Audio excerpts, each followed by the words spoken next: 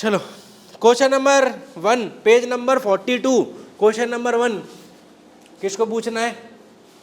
उस दिन अपन ने क्या पढ़ा था बेटा कि किसी भी चीज का जो मोलर मास होता है, ठीक है, मोलर मास का मतलब क्या होता है?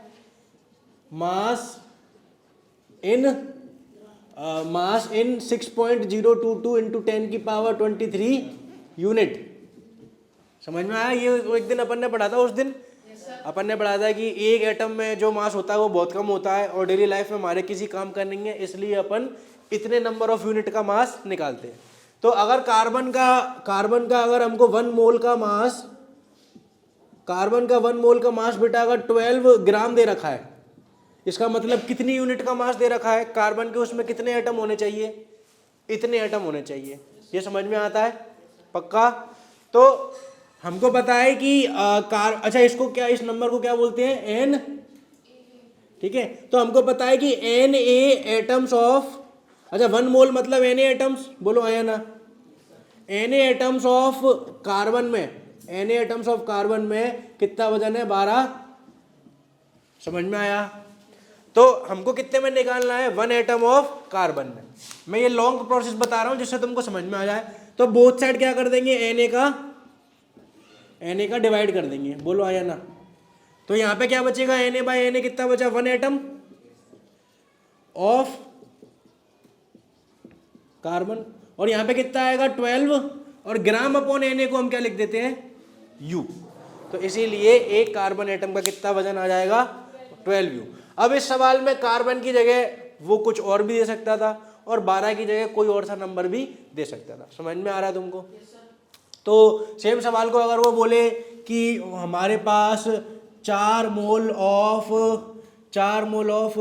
मान लो क्या है, 4 मोल ऑफ ऑक्सीजन है, और ऑक्सीजन मतलब ऑक्सीजन के एटम है, ऑक्सीजन गैस नहीं है, और उनका वजन है 16 दूनी 32 64 ग्राम।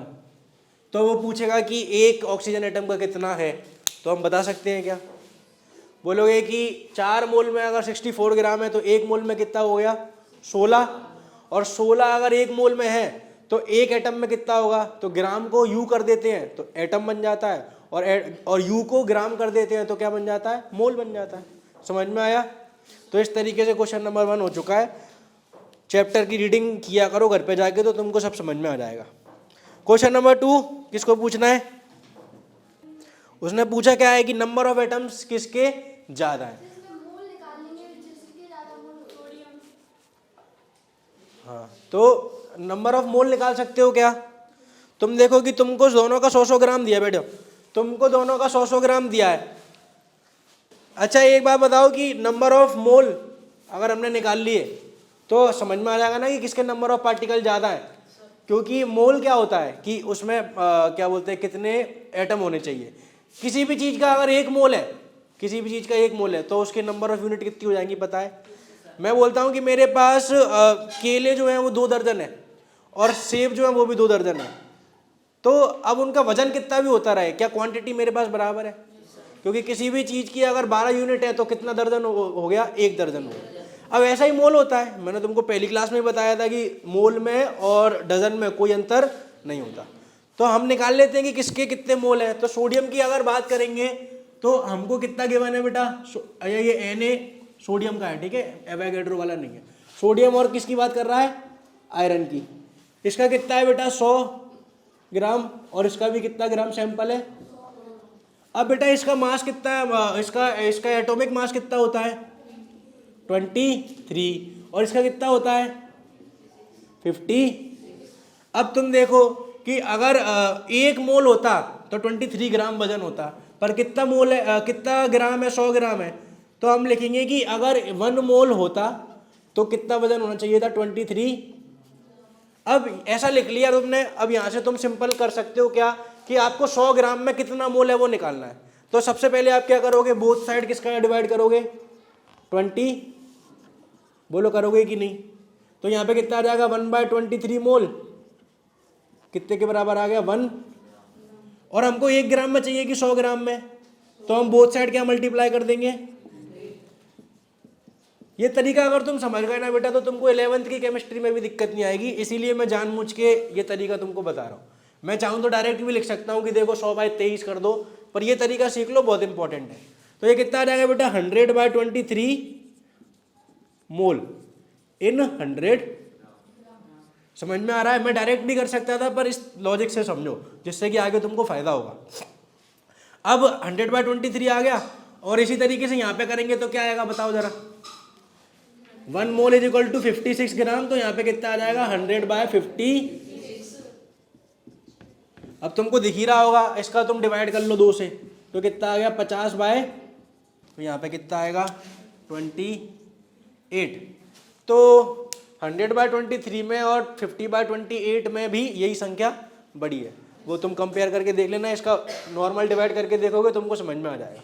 तो फिर हम क्या बोल देंगे कि Na एटम्स, अबे ये बार बार ऐसा क्यों बनना, Na atoms are more then.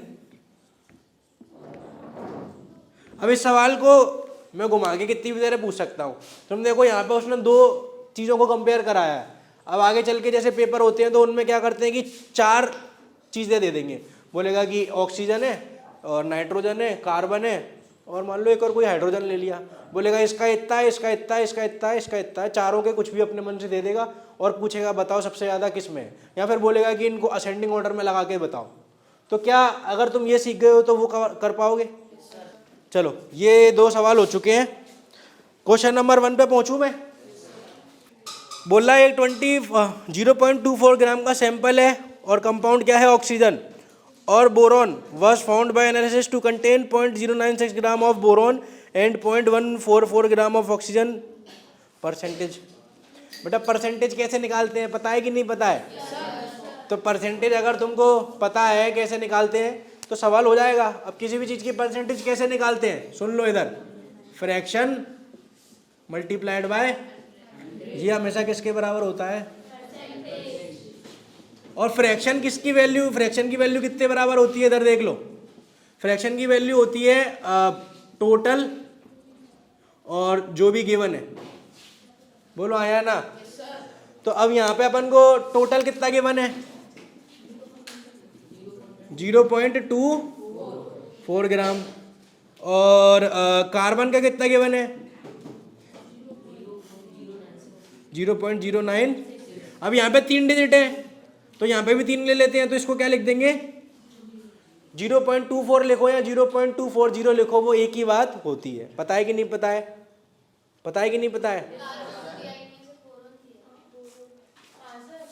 Boron और ऑक्सीजन है क्या? तो ये 0.096 किसका है? बोरोन का है, तो बोरोन का बी लिख दिया, और ऑक्सीजन का कितना है 0.14। तो अब अपन निकाल लेते हैं, तो बोरोन की परसेंटेज निकाल लेते हैं, तो उसको क्या लिखेंगे बी परसेंटेज इक्वल टू 0.096 तो हमको गिवन है, और टोटल कितना है 0.240 और मल्टीप्लाइड बाय। अब देखो ऊपर 3 पॉइंट और नीचे, तो 3 पॉइंट से 3 पॉइंट कैंसिल हो सकते हैं, बिल्कुल हो सकते हैं। अब ये कितना है 96, तो 96 किससे चले जाएगा 8 से, 8 1 जार 8 और 8 2 जार 16, ये चला गया, और ये किससे जाएगा 8 3 से, और ये इससे 0 से ये गया 0 टाइम, ये इससे गया 4 टाइम्स, तो ये कितना आ गया 40%। और अगर ये 40 है तो ये कितना होना चाहिए, कि देख लो सवाल किस किस को समझ में आ रहा है किसको नहीं आ रहा। अब परसेंटेज वगैरह निकालना आनी चाहिए, कहने को तो परसेंटेज 8th क्लास में पढ़ाया जाता है, पर वो काम हमेशा तक आता है। क्वेश्चन नंबर 2 किसको पूछना है? ये वही वाला सवाल है कि 3 रुपये में अगर 8 टॉफी मिलती हैं, ठीक है, 3 रुपये में अगर 8 टॉफी मिलती है, और तुम अगली बार जा रहे हो दुकानदार पे भले 50 टॉफी है, पर तुम पे अगर 3 ही रुपये हैं, तो अगली बार भी कितनी टॉफी मिल पाएंगी? 8 ही मिल पाएंगी ना, चाहे दुकानदार पे 50 टॉफी हो। सवाल यही है कि नहीं है? तो यही सवाल है। अब वो बोल रहा है कि 3 ग्राम क्या है हमारे पास कार्बन, और 8 ग्राम क्या है, तो क्या बनना है 11 ग्राम CO2 बन रही है। समझ में आ रहा है? अब यहाँ से क्या समझ में आया कि 3 ग्राम कार्बन को कितने ग्राम ऑक्सीजन की जरूरत पड़ती है? 8 ग्राम की। अब ऑक्सीजन चाहे 50 ग्राम हो, चाहे 500 ग्राम हो, चाहे 5000 किलो हो, कितनी भी होती रहे, 3 ग्राम कार्बन को 8 ग्राम ऑक्सीजन की ही जरूरत है। उससे ज़्यादा कुछ भी पड़ी रहे वो नहीं रिएक्ट कर पाएगा। समझ में आया? तो इस वजह से इसका आंसर क्या आएगा कि 11 ग्राम ही कंपाउंड बनेगा। और उसका कारण क्या है? तो क्योंकि हमने लॉ ऑफ केमिकल कॉम्बिनेशन में पढ़ा था कि ये जितने भी कंपाउंड होते हैं वो बाय मास कैसे रहते हैं, फिक्स रहते हैं, उनका रेशो कैसा रहता है, कांस्टेंट। तो इस वजह से इसका आंसर ही हो गया। समझ में आ गया? बोलो आया ना? क्वेश्चन नंबर 3 पूछना है। पॉली एटॉमिक में पॉली का मतलब क्या है? पॉली एटॉमिक में पॉली का मतलब क्या है? पॉली का मतलब क्या है? एक से ज्यादा अगर इस्तेमाल होती ही कोई चीज तो उसको पॉली बोल देते हैं। और एटॉमिक में एटम क्या है? एटम तो एटम है। तो अगर एक से ज्यादा एटम की कोई चीज होती है तो उसको क्या बोला जाता है? Poly atomic. और ये किसकी बात कर रहा है? Poly atomic ion. तो ऐसा आयन जिसके अंदर एटम की मात्रा एक से ज्यादा हो उसको पॉली एटॉमिक आयन कहते हैं। एग्जाम्पल के लिए उसने इतने सारे एग्जाम्पल हमको टेबल में बताए थे तो वो हम इस्तेमाल कर सकते हैं। OH माइनस, SO4-2 ये सब किसके एग्जाम्पल हैं? पॉली एटॉमिक आयन के। समझ में आ रहा है? क्वेश्चन नंबर 4 तो हो ही गया होगा। मैग्नीशियम क्लोराइड Mg कितने देना चाहेगा? 2। और क्लोरीन कितने लेना चाहेगा?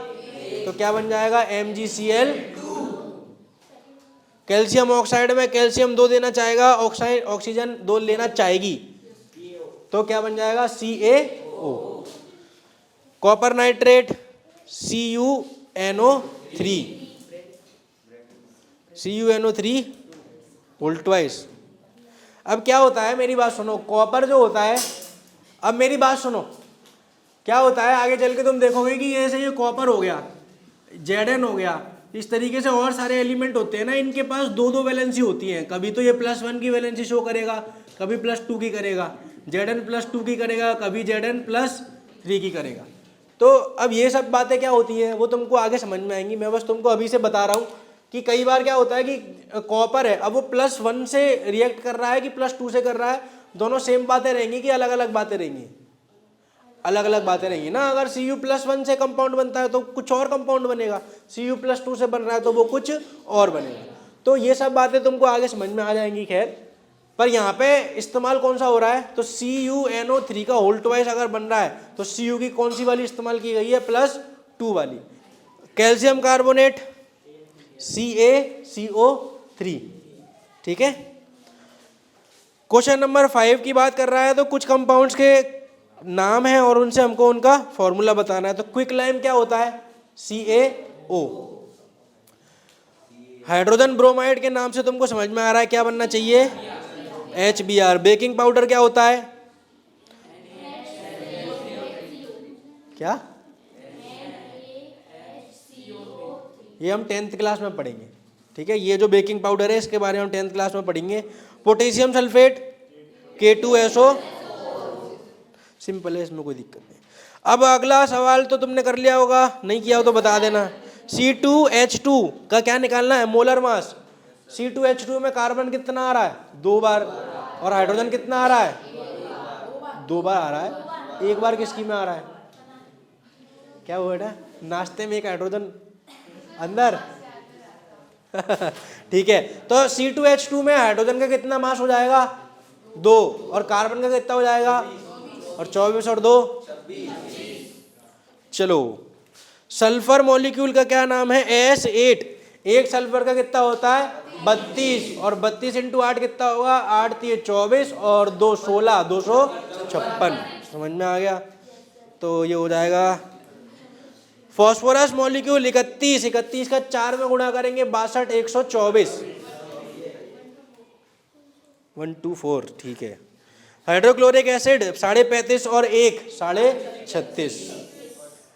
HNO3 हाइड्रोजन का 1, नाइट्रोजन का 14 और 1 15 और ऑक्सीजन का 48, 15 और 48 63। चलो आगे बढ़े। 1 मोल ऑफ नाइट्रोजन एटम में कितना वजन होना चाहिए? नाइट्रोजन एटम्स, हाँ नाइट्रोजन एटम बोल रहा है तो 14 होगा, ठीक है। सिंपल अगर नाइट्रोजन लिखी होगी तो याद रखना, सिंपल नाइट्रोजन लिखता है तो नाइट्रोजन गैस मानी जाएगी और उस समय फिर फॉर्मूला क्या माना जाएगा? N2। जैसे अगर ऑक्सीजन खाली लिखा है, एटम की बात नहीं कर रहा, तो हमेशा क्या मान के चलेंगे? O2। तो O2 अगर मान रहे हो तो फिर वजन कितना आएगा? 32, 16 नहीं आएगा। समझ में आ गई?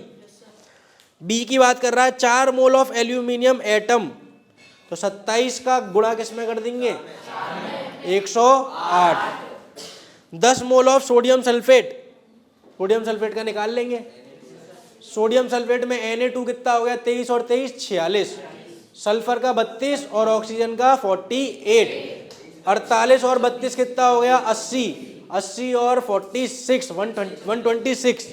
126 और इसके कितने मोल है हमारे पास, एक मोल में अगर 126 है तो 10 मोल में 1260 ग्राम वजन आ जाएगा। समझ में आ गया? चलो कोई दिक्कत क्वेश्चन नंबर 7 में? चलो question number 8, 12 gram of oxygen gas. अब ऑक्सीजन गैस लिखा है तो कौन सा कंपाउंड लेना पड़ेगा, O2। तो O2 का बताओ 12 ग्राम में कितना मोल होना चाहिए, निकालो। क्या फाइंड करना है, नंबर ऑफ, हाँ नंबर ऑफ मोल फाइंड करने हैं, ठीक है। अब मैंने तुमको बताया था कि लिख लिया करो कैसे, हमको पता है कि 1 मोल ऑफ O2 में कितना वजन होना चाहिए 32 ग्राम। हमारे पास ग्राम कितना है 12, तो हम क्या करेंगे सबसे पहले बोथ साइड किसका डिवाइड करेंगे 32 का, क्योंकि पहले 1 ग्राम में निकालेंगे ना, पहले 1 ग्राम में निकालेंगे। तुमने जो बचपन में पेंसिल और वो वाले सवाल करे थे, तो जो भी सवाल आता था अगर तुमसे बोल दिया गया कि जैसे सवाल आते थे पहले कि 12 पेंसिल की रेट मान लो 120 रुपये है मान लो, और तुमसे फिर सवाल कैसे पूछते थे कि अगर 12 पेंसिल की रेट 120 रुपये है तो 15 पेंसिल कितने रुपए की आएंगी। अभी आ रहे हैं मोदी जी तुमको इनाम देंगे, हैं तुमने आर्यभट्ट के रिकॉर्ड फेल कर दिए 150, वो तो मुझे भी पता है, मैं तो कुछ समझा रहा हूँ ना। तो तुम कैसे करते थे कि पहले 1 पेंसिल की निकालेंगे फिर ना मल्टीप्लाई करेंगे, ठीक है। तो इसमें भी ऐसे ही होगा, 12 ग्राम अगर ऑक्सीजन में तुमको क्या बताना है नंबर ऑफ मोल, तो पहले 1 ग्राम में निकालो फिर 12 का मल्टीप्लाई करके 12 में निकाल लेंगे। समझ में आ रहा है? तो ये कितना आ गया 1/32 इन 1 ग्राम, और हमको चाहिए कितना 12, तो बोथ साइड किसका मल्टीप्लाई कर देंगे, तो यहाँ पे 12 हो गया, यहाँ पे कितना, तो आंसर कितना आ गया 12 समझ में आ रहा है? मैं अभी भी बोल रहा हूँ कि कोई फॉर्मूले नहीं लगाने हैं, मैं चाहूँ तो इसको डायरेक्ट फॉर्मूले से कर सकता हूँ। फॉर्मूला क्या है, given mass upon molecular mass, उससे क्या आ जाते हैं नंबर ऑफ मोल, पर उसकी ज़रूरत नहीं है अभी भी मान लो। तो ये कितना आ जाएगा, इसको काट देंगे 6 और ये कितना आ गया 16, और फिर इससे और काट देंगे 3 और 3/8 कितना होता है, तो 1/8 होता है 0.125, और इंटू 3 तो 0.375 आंसर आ जाएगा। समझ में आ गया? 20 ग्राम ऑफ वाटर का निकाल लो, चलो इस लॉजिक से निकालो।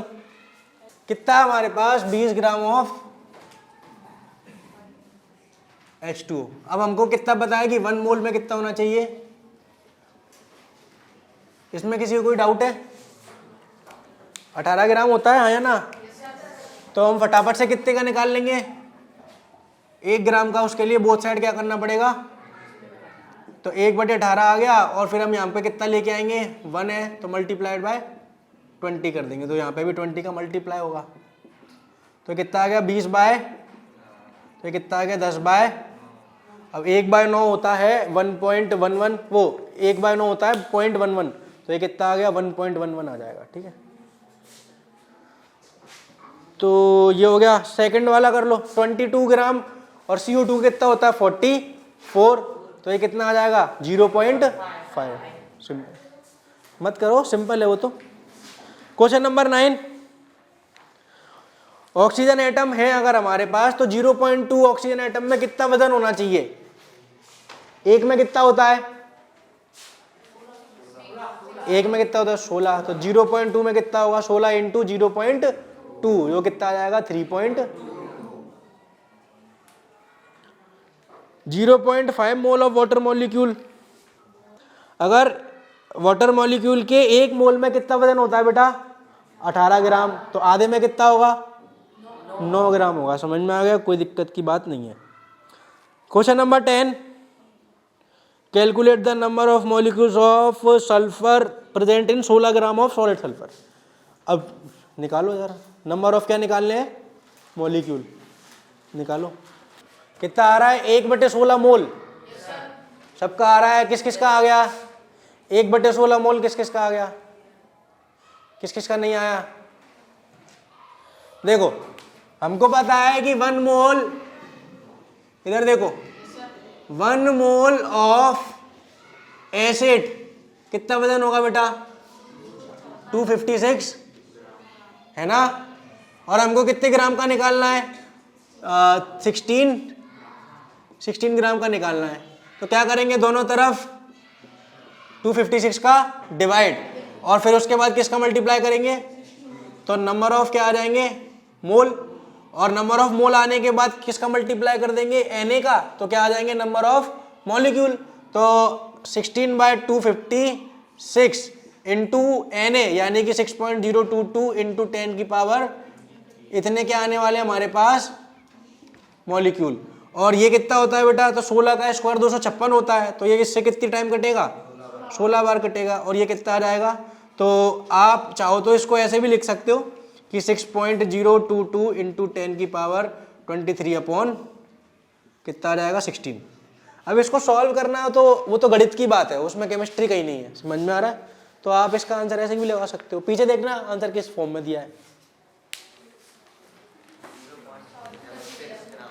कितना दिया है? हाँ, तो 0.37 जो भी आ रहा है वो तुम लिख देना।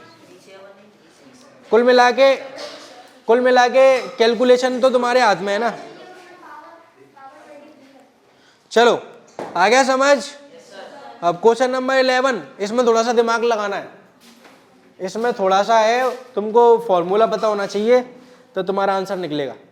ट्राई करो। चलो क्वेश्चन नंबर 11। सबसे पहले तो क्या पता होना चाहिए कि एल्यूमिनियम ऑक्साइड क्या बनेगा। तो क्या बनेगा बेटा एल्यूमिनियम ऑक्साइड? है जो मन में आया बोल दो। Al होना चाहिए और O होना चाहिए। नंबर ऑफ एटम से तो कोई मतलब ही नहीं है। एल्यूमिनियम की वैलेंसी कितनी होती है?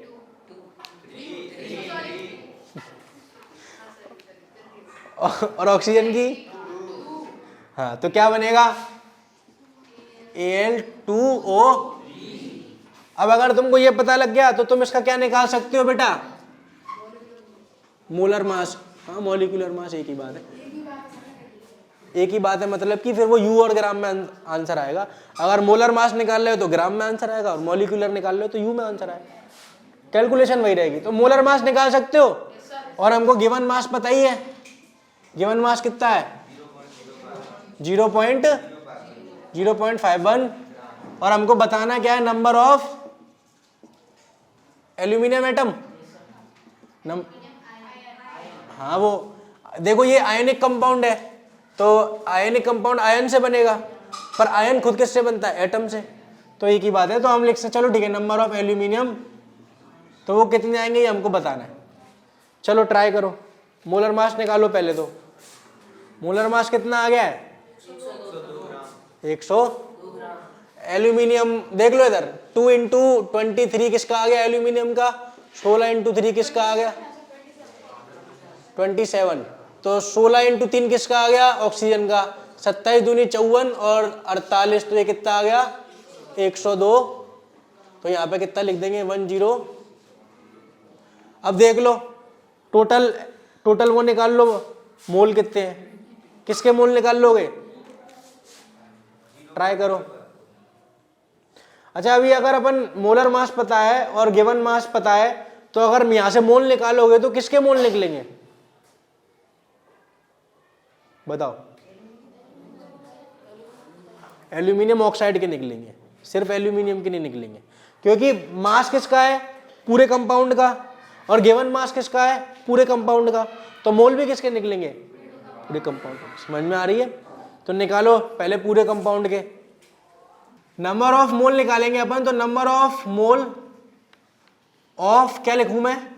Al। ये समझ में आ रहा है? और नंबर ऑफ मोल, अब क्योंकि मैंने तुमको बार बार प्रैक्टिस करा दी है कि हमको बिना फॉर्मूले के करना है, तो एक बार मैं फॉर्मूले से बता देता हूं कैसे करेंगे। Given mass upon molar mass. समझ में आ रहा है? बाकी फॉर्मूला इस्तेमाल नहीं करना है, ठीक है? तो यहाँ पे कितना आ जाएगा बेटा? 0.051 अपॉन 102। इससे क्या निकला अपने पास? मोल। और हमको चाहिए क्या? मॉलिक्यूल। तो हम क्या कर देंगे? अच्छा, पहले मोल ही लिखे रहे। तो मोल कितने आ गए? अब इसको तुम कर दोगे तो नीचे कितने आ जाएंगे? 1/1 ये समझ में आता है? और ये इससे कट जाएगा कितनी बार? 2 बार। तो ये कितना आ गया? 1/2000 कितने आ गए हमारे पास ऑफ Al2O3। ठीक है, अब एक बात बताओ कि हमको Al2O3 के मोल चाहिए क्या? हमको किसके चाहिए? सवाल पढ़ो, किसके चाहिए? एल्यूमिनियम के। अब एक चीज बताओ, तुम लोगों ने वो खाई है डेयरी मिल्क? उसमें डेयरी मिल्क में वो वाली कौन सी आती थी, वो बेटा मन में लड्डू फूटा, देखा ये वाला ऐड?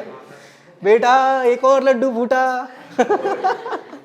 तो उसमें क्या होता था कि 1 रुपए, वो 2 रुपए में कितने आते थे? अबे 2 रुपए में कितने लड्डू आते थे उसके अंदर? डेयरी मिल्क शॉर्ट्स नहीं खाई?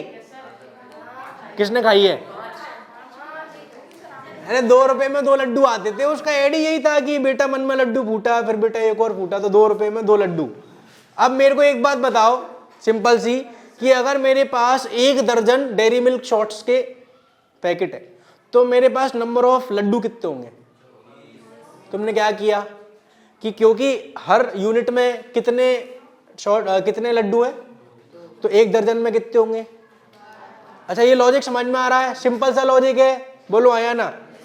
अब एक बात बताओ कि हमारे पास Al2O3 के इतने मोल है, और अगर इतने मोल है तो इसको Na से मल्टीप्लाई कर लेते हैं फटाफट से, तो कितना आ जाएगा? Na यानी कि 6.022 इंटू 10 की पावर 23 अपॉन 2000 मॉलिक्यूल है, मॉलिक्यूल ऑफ Al2O3।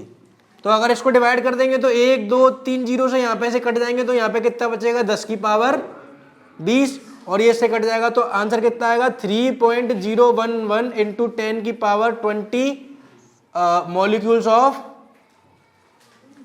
यहाँ पे ध्यान देना, अब बस सवाल खत्म होने वाला है। इतने मॉलिक्यूल है किसके? Al2O3 के। तो Al2O3 के हमारे पास इतने मॉलिक्यूल है। अब जैसे तुमने बोला कि डेयरी मिल्क शॉर्ट का एग्जांपल तुमको समझ में आ गया कि अगर 1 डेयरी मिल्क शॉर्ट है तो नंबर ऑफ लड्डू कितने होंगे? 2। 1 दर्जन है तो नंबर ऑफ लड्डू कितने होगा? 2 दर्जन। अब यहाँ पे इसके इतने मॉलिक्यूल हैं और हर मॉलिक्यूल के अंदर एल्यूमिनियम कितनी बार आ रहा है? 2 बार आ रहा है, बोलो आया ना? तो नंबर ऑफ एल्यूमिनियम अगर आयन की बात करेंगे तो जितने मॉलिक्यूल हैं उसका क्या करना पड़ेगा? Multiply by. तो अगर नंबर ऑफ एल्यूमिनियम आयन की बात करेंगे तो वो कितना आ जाएगा? 2 इंटू जो हमने निकाला है, यानी कि 3.011 इंटू 10 की पावर, तो आंसर कितना आ जाएगा? 6.022 इंटू 10 की पावर 20 आयंस ऑफ। समझ में आ रहा है? अगर इसी सवाल में हमसे ऑक्सीजन के आयन पूछे होते तो मल्टीप्लाई किसका कर देते? 3 का कर देते। सिंपल सा लॉजिक है, तो इसको याद रखना कि अगर मॉलिक्यूल किसके पूछ रहा है, वो अगर एल्यूमिनियम ऑक्साइड के पूछे होते तो यहाँ पे अपना आंसर खत्म हो जाता। अगर ऑक्सीजन के पूछे होते तो हमको मल्टीप्लाई बाय 3 करना पड़ता। एल्यूमिनियम के पूछ रहा है तो मल्टीप्लाई बाय 2 करके बता रहे हैं। अब इसी सवाल को दूसरी तरीके से पूछ सकते हैं, समझ में आ रहा हो तो इसको देख लो, एक बार और पूछना हो तो पूछ लो, तुम्हारी एक्सरसाइज खत्म है। हाँ, अब वही वाली बात है ना कि इतने मॉलिक्यूल में, हर मॉलिक्यूल में तुमको एल्यूमिनियम कितनी बार मिलेगा? 2 बार।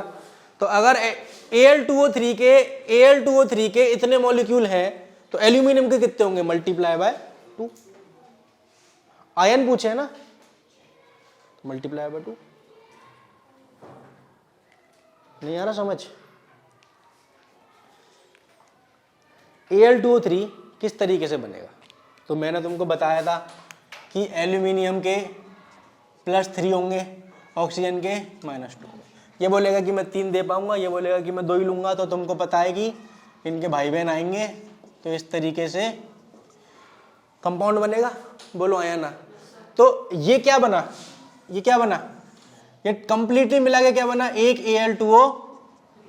अब तुमको क्या दिख रहा है कि इसके अंदर 2 एल्यूमिनियम है और 3, तब जाके कहीं एक यूनिट बन रही है इसकी Al2O3 की। अब हमारे पास इस वाले के कितने मॉलिक्यूल हैं? इतने हैं। पर उसने सवाल में क्या पूछा है कि नंबर ऑफ आयंस बताओ, किसके? एल्यूमिनियम के। तो अगर प्रत्येक Al2O3 में 2 एल्यूमिनियम की जरूरत पड़ती है तो इतनों में कितने की पड़ेगी?